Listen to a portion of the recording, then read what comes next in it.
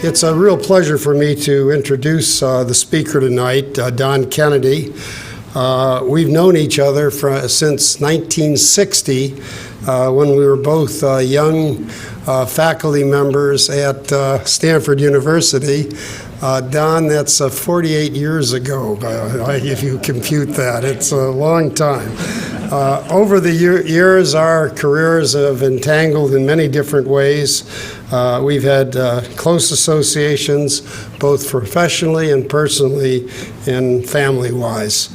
Don's research career has been in the field of neurobiology, and some of his early pioneering research on neural networks, the structure and function of neural networks, was extremely important, and his work, along with a few other people, helped lay the foundations for what's come to be called the neurosciences. And I think Don can claim with good reason that he was one of the founders of an era of modern research that is extremely exciting and promising. He has been widely recognized for his scientific contributions, elected at a very early age to the National Academy of Sciences, a mentor to a long stream of graduate students and postdoctorals who fill laboratories around the country. But in addition to having a distinguished scientific career, he also was, and I use a term here that you may be shocked at, he was a terrific teacher as an undergraduate teacher at Stanford. Are there any alumni here from Stanford who took courses from him? You took, well, I'm sure you're here to get the sense of what it was like as a student at Stanford to be in a course that Don taught. He was loved by students. He was a marvelous teacher and had a tremendous impact on many, many generations of students who flowed through Stanford.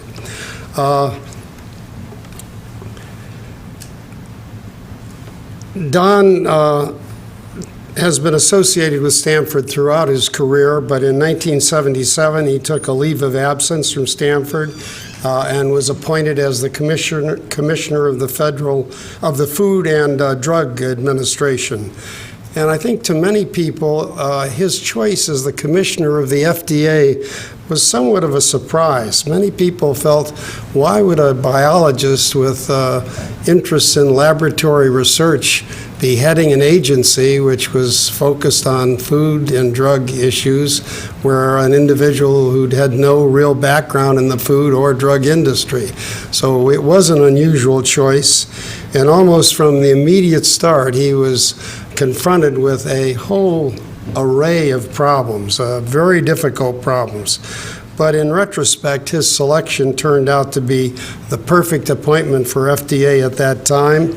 The FDA was at a turning point in its history, and Don helped make that turn, focusing the importance of science and a systematic approach to regulatory policy in the framework of this FDA.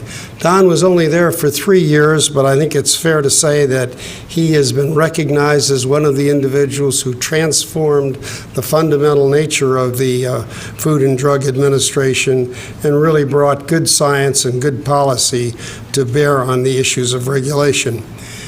He was brought back to Stanford as its provost in 1979, and then was elected as president a year later. From 1980 to 1992, he was president of Stanford University, and to say the least, those were fabulous years for the university. Now, I hope the Stanford people in the audience won't be offended by this next remark, but Stanford, before World War II, was a fine regional university, but it was not a great national university. But after World War II, a series of events occurred that moved it on a very steep trajectory to being a truly great university. And I think it's fair to say that during Don's tenure of 12 years, Stanford arrived at that position of being one of the 2 or 3 greatest research universities in the nation. And so Don has been involved with that evolution of Stanford from its early days to the greatness that describes it today. Don also mounted a huge fundraising effort during that period, the largest capital campaign in the history of higher education, and as you might expect, given his interest in undergraduate work, did much to focus on the undergraduate curriculum. He stepped down in 1992 to become the Bing Professor of Environmental Science. I won't comment on his interests on these matters. He'll be talking about that tonight. But I can remember back to the early 60s when he was very focused on environmental issues. And at the time, one could almost see the trajectory of his interests in that area. Finally, I want to take note of the fact that he served, just stepped down after serving for 8 years as the editor-in-chief of Science magazine. This is a weekly international journal published by the American Association for the Advancement of Science. Extremely important journal, both for science policy issues and for science itself. But when Don arrived, like so many points in his career, it was at a transition.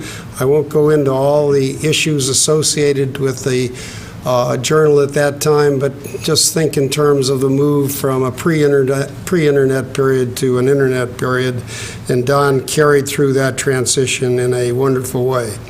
Let me just conclude. I might call him a senior statesman, but I don't think he'd like that, and I can't look at Don or listen. Oh, by the way, I meant to add, Don also, as editor of Science, was an often contributor to the editorial page, quite frequent contributor.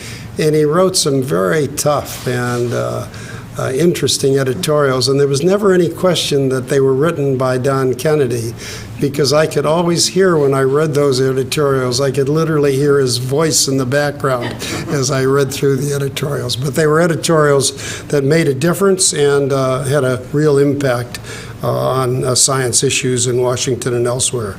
So I conclude by saying he's an individual who has had a fundamental background in research and science. He's had a brilliant record on policy issues, and he's had a great instinct for being in the right institution at the right time and doing the right thing. Don, the podium is yours.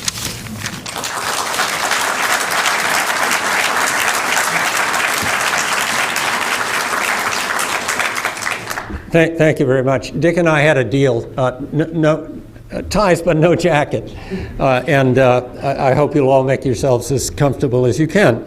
I want to thank Dick for, first of all, a kind introduction that was more generous than I deserve, and second, for making sure that when I got to visit UCSD, I could do it when I could see him again, and he helped bring that off, and I'm deeply grateful for it. He did not, by the way, lie about the length of time we have known one another. I sometimes wish he wouldn't say those things, but he did, and it's right. So here's what I'm going to do tonight. I'm going to tell a sort of three-part story, and I have to tell you how I arrived at the three parts. A year ago, I was asked to give the Clark Kerr Lectures at the University of California, and I thought, what could I say about the passages that have engaged the relationship between government and government-sponsored research and the great research universities of this country? And I decided that there are really three parts. The first part is the famous letter from Vannevar Bush to originally President Roosevelt, but it was delivered to Truman, about the endless frontier and the opportunities for university and government science.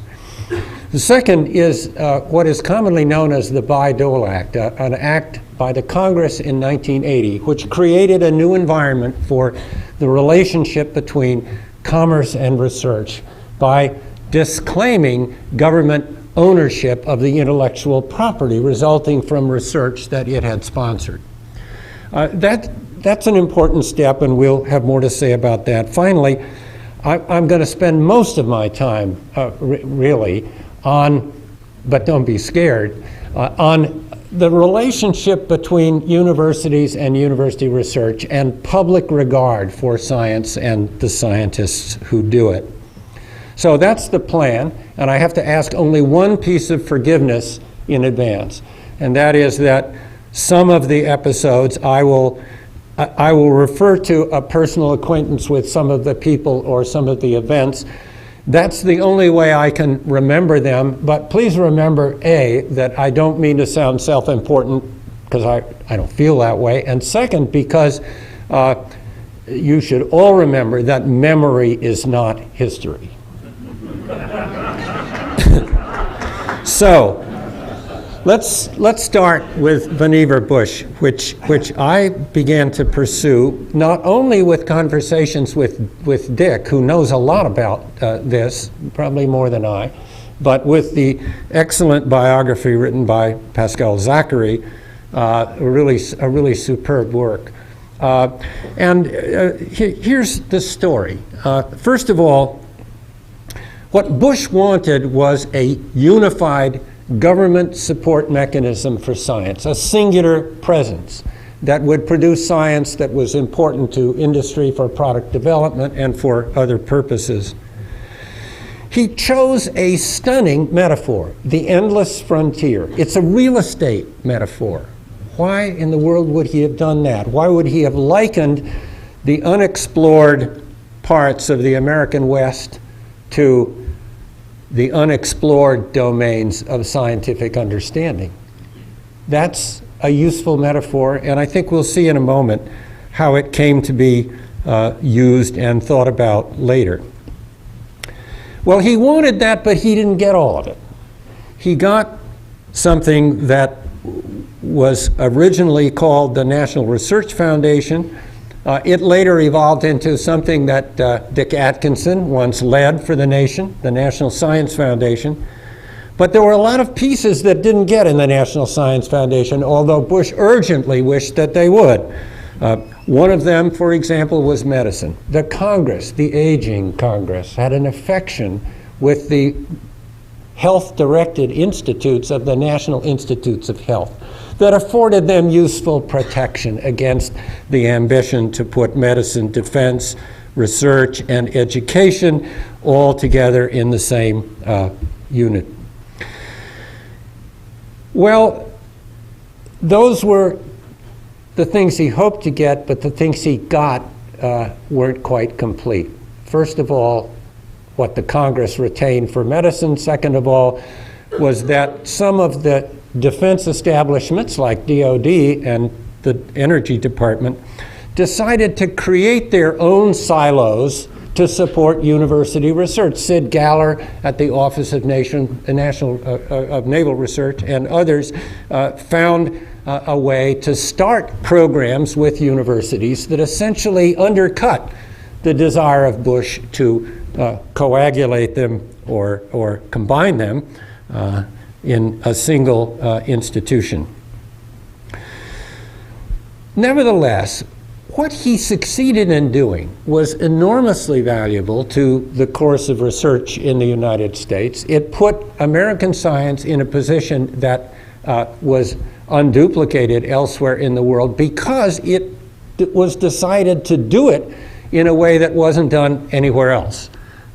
It was put in the universities. It supported them enormously, and all I can say about the success of the enterprise is that I'm really glad that Vannevar Bush did not live to watch the process that started in the late 1960s, by which government support of university research began to plateau, to slow down, and eventually to presage the near death of discretionary spending in the American government.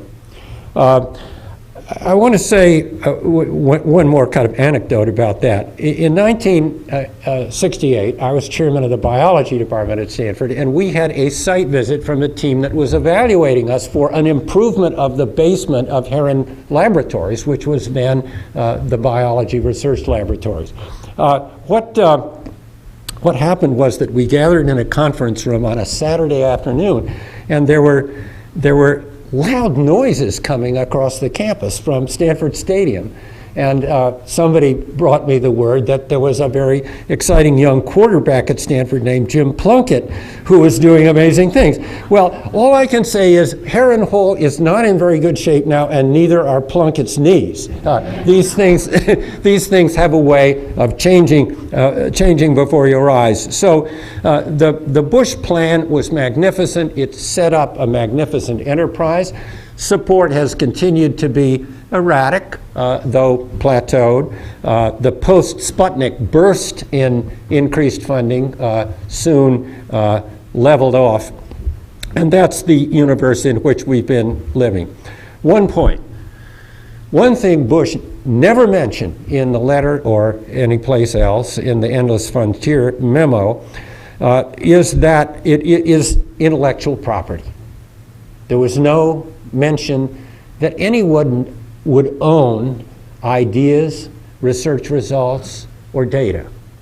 So what then happened?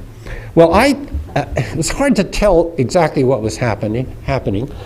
Dick Atkinson was head of the National Science Foundation in the late 1970s when I was marooned at FDA in beautiful Rockville, Maryland. There were interesting things happening that Dick knew about, but I'm sure, but I didn't. And that is that there were congressional committees that were getting interested in the fact that there weren't a lot of patents coming out of all the money that was being spent on university-supported research. Wasn't that a shame?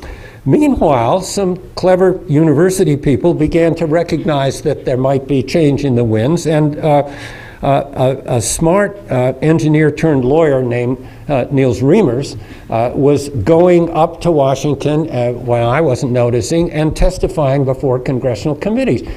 What was he testifying for? Well, he was hoping that there would be a waiver from the rule that you had to get permission from the government to actually develop a finding that had been made with the support of government research to get a waiver.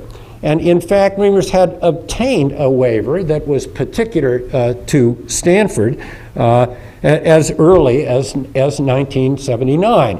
That waiver came about because Stanford and the University of California wanted very much to realize the revenue on the patents for recombinant DNA synthesis, the Cohen-Boyer patents, the famous patents that were dreamed up in a delicatessen in Honolulu. I've always heard this, but I don't think there are delicatessens in Honolulu. Not real ones anyway. But that's the lore.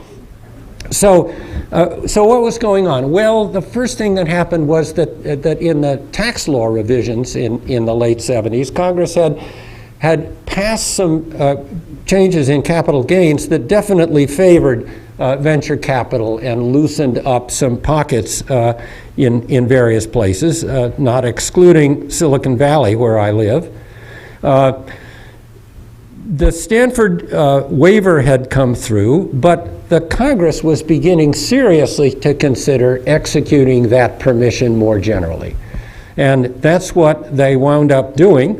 They passed in 1980 the so-called Bayh-Dole amendments, which essentially forswore government claims on research done in universities, even though that research was being done with considerable funding by the United States government.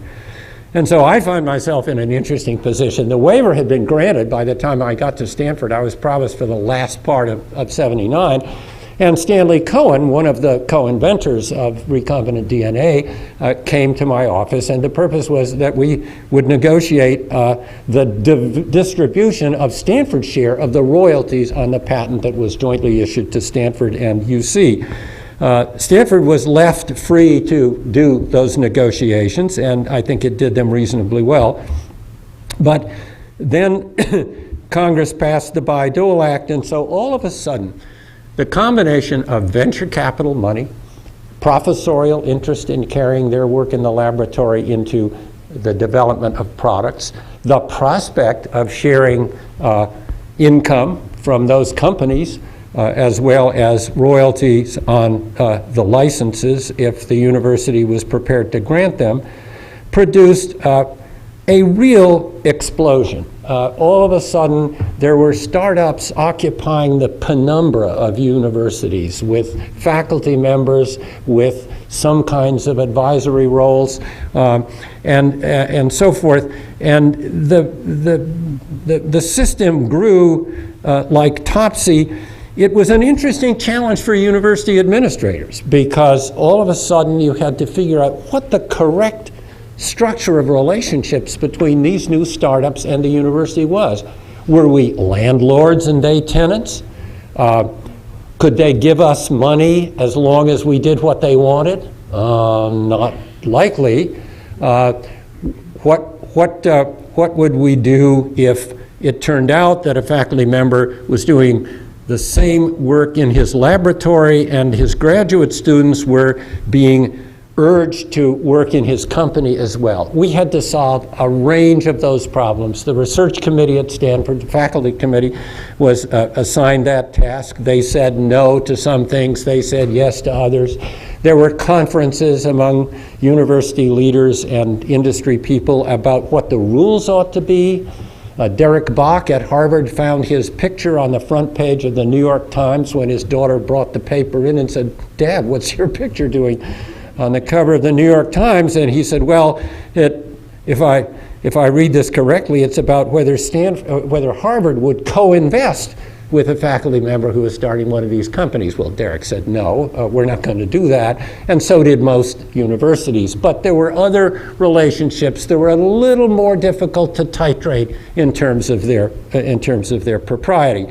So that was an interesting time, and of course the government had some problems with it too because the new recombinant DNA technology might have to be regulated, and there was an interagency committee that finally reached a judgment that it should be regulated at NIH through the Recombinant DNA Advisory Committee, and that seemed to settle public concerns about killer microbes and other possible outcomes of that research if it was to be allowed to go forward freely.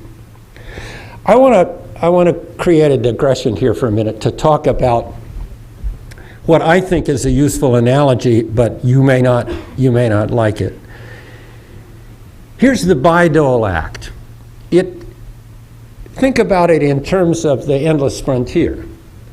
The endless frontier is an intellectual space, likened in the metaphor used by Bush to that real space. Where can we find some indication that that kind of problem generated in real space matches up with the problem that Bayh-Dole generated in intellectual space? And I think there's a good argument to be made that the Homestead Act of 1862, in fact, was the equivalent in real space of the Bayh-Dole Act in 1980.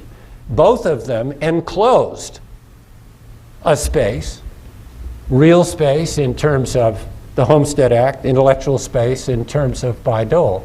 It allocated as private property pieces of a space that had otherwise been publicly owned.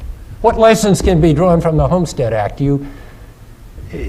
It turned out that the Homestead Act, which gave 160 acres to homesteaders who would be willing to manage the land and protect it and improve it, worked fine east of the 10 inches or 15 inches of rain area in the tall grass prairie. Worked okay in the midgrass prairie. Once it hit the basin and range and the mountains, it was really problematic because some of the terrain was too vertical to mine or too vertical to farm, and other spaces in the basin and range were way too dry to grow anything. So what we wound up with was a mixture of private lands and public lands. And how well do they get along? Well, ask the Ask the rancher who shoots the wolf that escapes from the national park. Talk to the wise use movement about government-owned land. It's a difficult assortment of spaces, intellectual in the one case, real estate in the other, that is created when you mix private and public enterprises together without a set of careful understandings or rules about how the mix works. I don't have any evidence that the conversions created by the Bayh-Dole amendments create the same kinds of problems that the sod busters and the cowboys had that are reprised in constantly in Western movies, but still there are real problems. One of my frequent colleagues has described what she believes is an anti-commons that has developed in the case of scientific communication, that because there's money involved as well as competition for prestige, there is now a lot more hiding of data from other people. In other words, that the scientific commons envisioned by the endless frontier is having trouble. I think that remains to be sorted out, just as it remains to be sorted out in the case of the real estate anti-commons, if there is one, of the ends of the Homestead Act. But watch what happens and see if you think that the metaphor holds up. I think it at least suggests a way of looking at the two situations. Well, what I promised you is that I would spend most of my time, and I do hope I haven't used all of it, with the question about scientific relationships with the public and the public's trust. First question is, which everybody asks as they see research funding decrease or as they read polls about who the public respects, is the question, don't they love us anymore? Well, I really think they do love us anymore. If you look at what's happened to the prestige status of professions, I may have to ask Dan Yankelovich for help here, but my impression, at least, is that there has been a sort of systemic decrease in public attitudes about a lot of they don't really love the Congress, do they? And the clergy is not in great shape either. The military's up, but almost everybody else is down a little. We can take no comfort in the fact that other professions are down.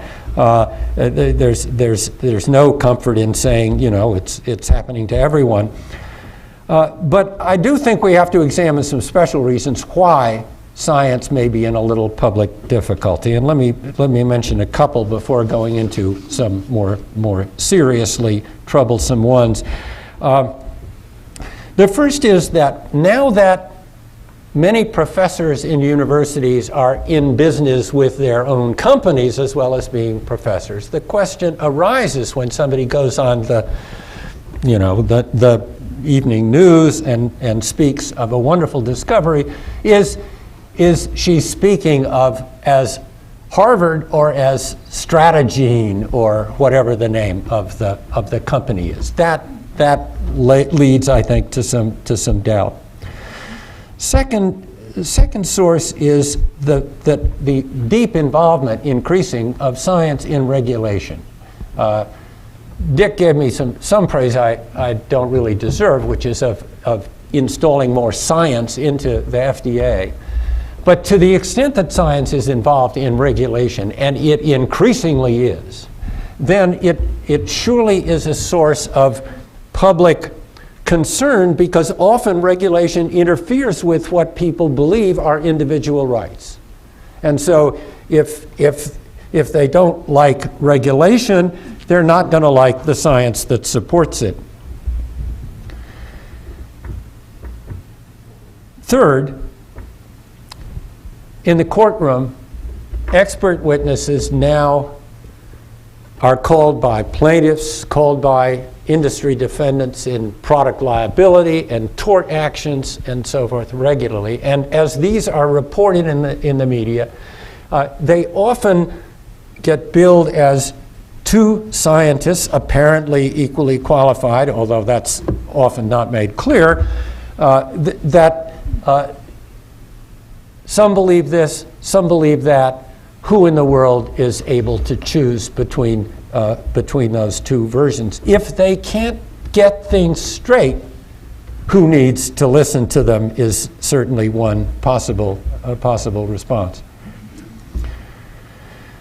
I think there are some more serious problems in the relationship between the public and science, and let me touch on a couple with a little bit of history and then suggest some solutions at the end.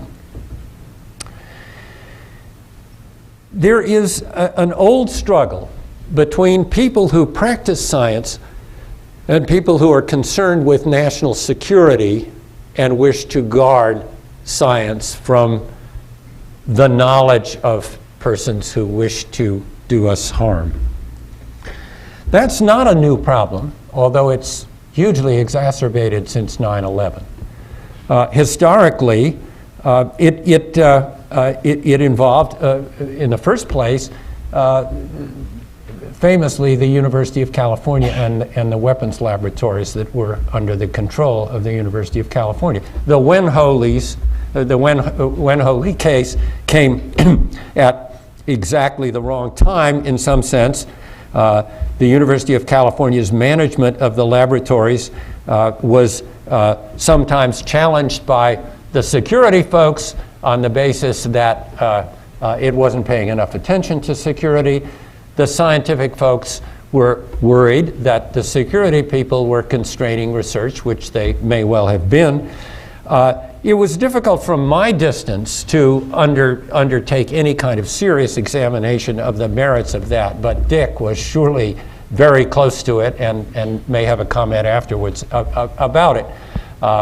It did lead ultimately to a competitive reallocation of those functions, which the University of California won, fortunately.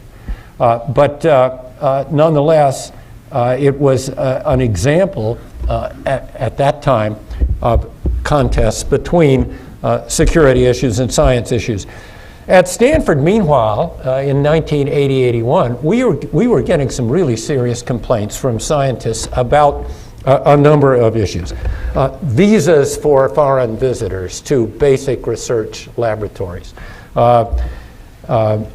Requirements that foreign nationals be excluded from certain kinds of research projects.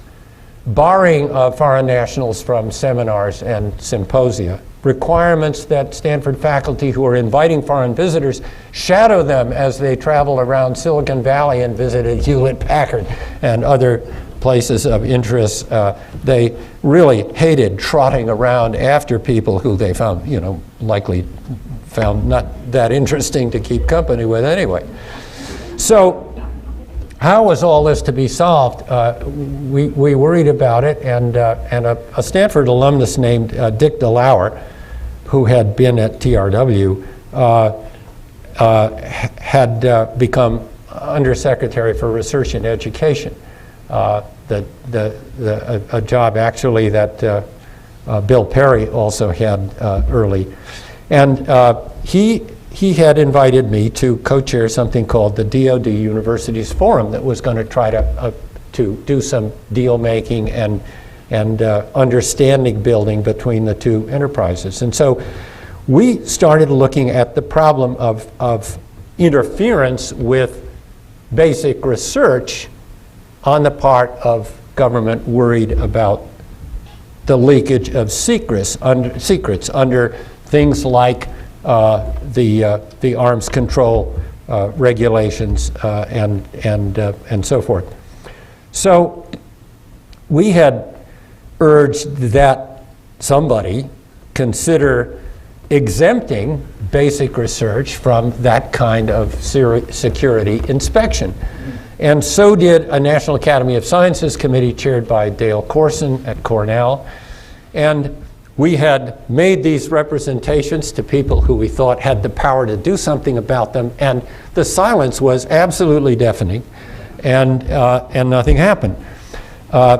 So finally, there was an announcement from the White House a couple of years after these recommendations had come down. Nobody expected anything. We thought maybe somebody else in the Defense Department, like Richard Pearl, had gotten to the White House. So the President issued an executive order, and I want to read it. It is the policy of this administration that to the maximum extent possible, the products of fundamental research remain unrestricted. And it went on to describe how unrestricted it should be and put responsibility on federal agencies to do it. It has a name. The name is National Defense Security Directive 189. And so now we fast forward to 9/11. Is 189 alive? Well, Condi Rice, as National Security Advisor, said it lives in a letter that universities published and distributed as widely as they possibly could. So it's the administration's policy, unquestionably. No ifs, ands, or buts. But there's something called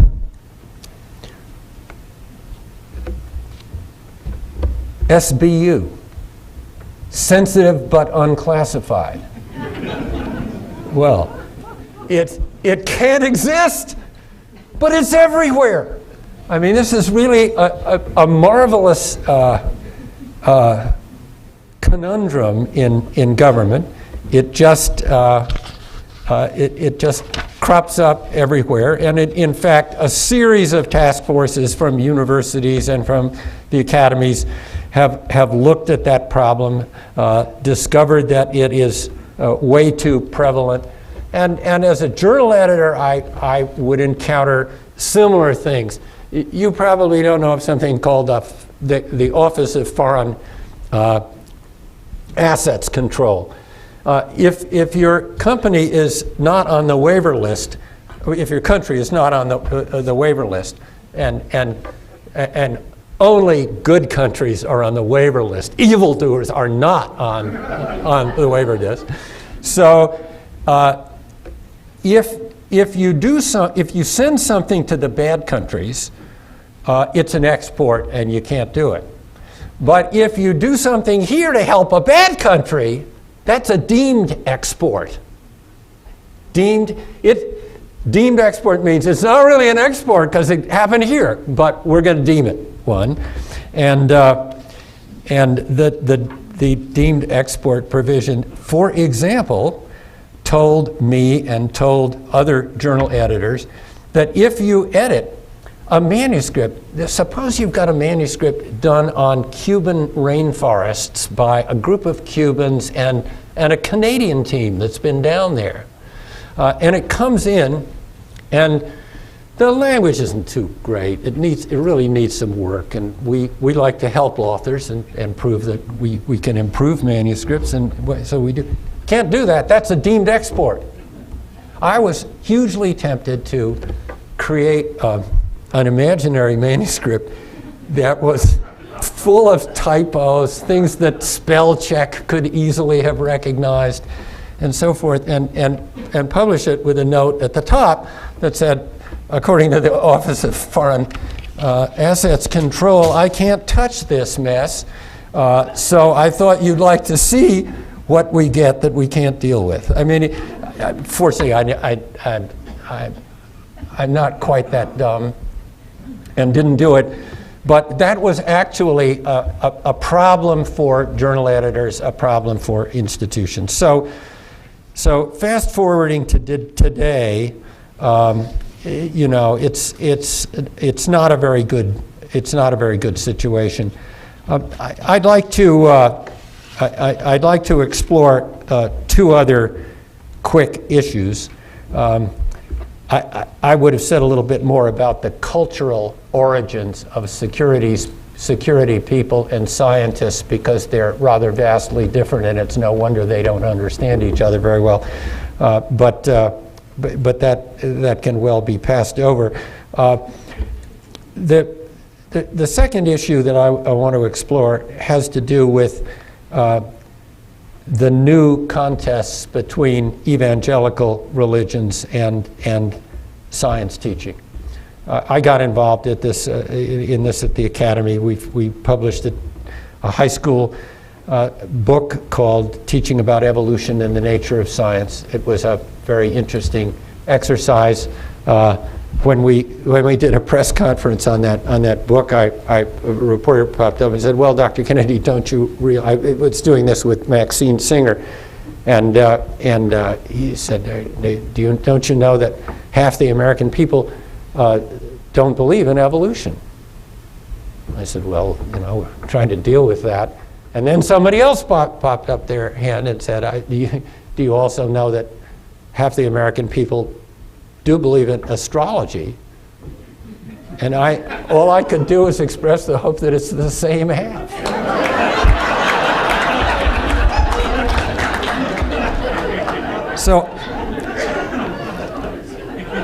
So I've had a serious look at this literature, because I'm going to do a little bragging here. I have been an expert witness in a case defending the University of California.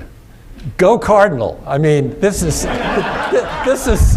something I was really happy to do, and I had to read a lot of these books. The Bob Jones University text in biology. When my visitors to my office found these books lying on the table, they thought I'd finally lost it, But I read them all. You ought to do this, because it's not merely about an alternative system of belief, which it is, but it's also about attempting by really kind of zany metaphors to trash a seriously scientific view. It's very hard for me to believe that a young person who comes out of that kind of classroom can, anytime afterwards, take science as seriously as their colleagues in, let's say, freshman education someplace else. I think it's a real problem for science, and I think we see it, of course, played out in the stem cell debates, where it's an important influence, and what I think is the wrong side. But we also see some biologists taking an adamantly adverse position to all religion, and I think that's unfortunate. I think the last thing we want in this country is an exacerbated division between two different cultures, the brights and the believers, or whatever people choose to call it. I think this is a problem that can be solved with a little more moderation. I'll say only one word about the stem cell debate and the role of evangelical religious conviction in it, as that conviction translates to politics. The position of the president with respect to the 17 or 78 or only 12 or maybe 6 cell lines that biologists could use was that this is based on some kind of ethical universal. And if you look at various religions, I think you have to come to the conviction that it's not a universal. It's the position of a particular set of religious convictions based on convictions about when life begins. The idea that, there are a lot of people who believe that a blastocyst growing in a petri dish will develop into a little person if we don't pay attention to it. And that doesn't happen And for years, embryologists have struggled a little bit with the linguistic problem. How do you deal with this? Because people say that when you call a 16 cell or 60 whatever cell blastocyst, a blastocyst, you're kidding people because it's really an embryo. But embryologists of all faiths decided a long time ago that you don't call it an embryo until it's implanted in a uterus and begins the morphogenetic movements that ultimately lay down tissue layers and become eventually a replica of one or both or some combination of its parents. So I think the problem with this debate is that a lot of people are trying to figure out ways in which we can create the equivalent of embryonic stem cells to steer around this difficulty. And I think that that is really an effort that resigns an important element of the separation between church and state. That is, gives into it, resigns in front of it. And I'm concerned about that, and I have some arguments with my colleagues about it. Finally, I was going to mention something about climate change, but there are so many climate change people here, people who know the issues and so forth, that I think I'm going to skip that one. And I'm passionate about climate change, by the way, and I can't understand why the IPCC consensus about climate change is so difficult for a fair number of people to swallow. But the scientific history of all this has been pursued in your institution by Naomi Oreskes, among others, a historian of science who has looked at the relationship between the kind of denial that occurs in this case and other cases. What I do worry most about with respect to science and the public is another use of security and security considerations, which seems to me to be a real abuse of science. For some years, we have seen security considerations used not to defend disclosures that might present a problem in our national interest, but rather to protect people from knowledge about science that is not consistent with predetermined policies that rest on that science. There's a cart and a horse in this game, and science ought to be the horse, and policy ought to be the cart.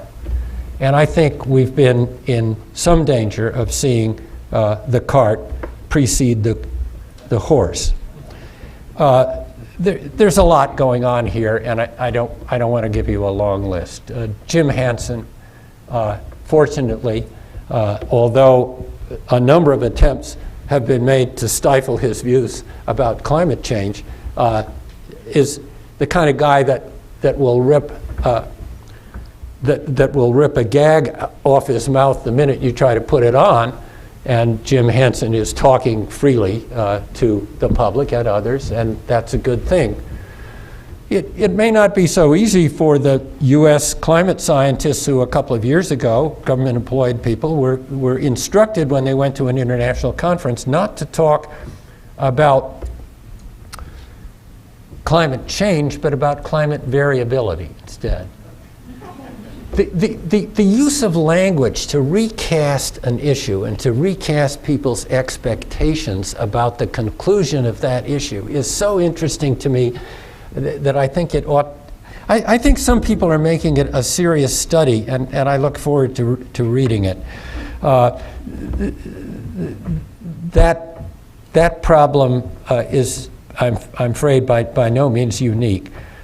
There's a case of Julia MacDonald, an employee of the Department of the Interior, an engineer who supervised a number of biologists who were doing habitat assessments under the Endangered Species Act, to qualify species for inclusion or exclusion from that act.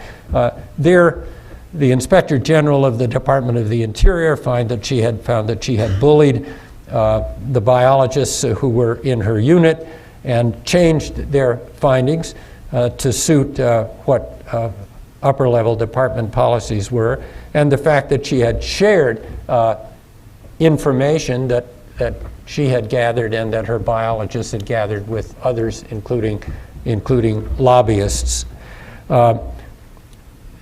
She resigned before a scheduled congressional hearing, and the department is still considering some charges against her.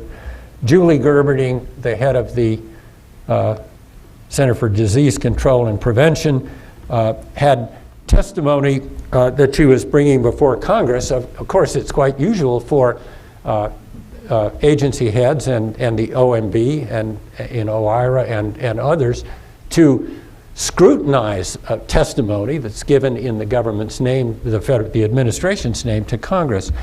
In this particular case, it went before Jack Marburger, the head of the Office of Science and Technology Policy.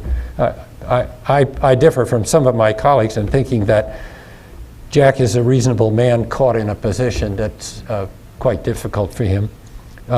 He made a few suggestions in the margin. When it went down to the Office of Management and Budget, they didn't have time to edit it, so they crossed out 6 pages of the testimony.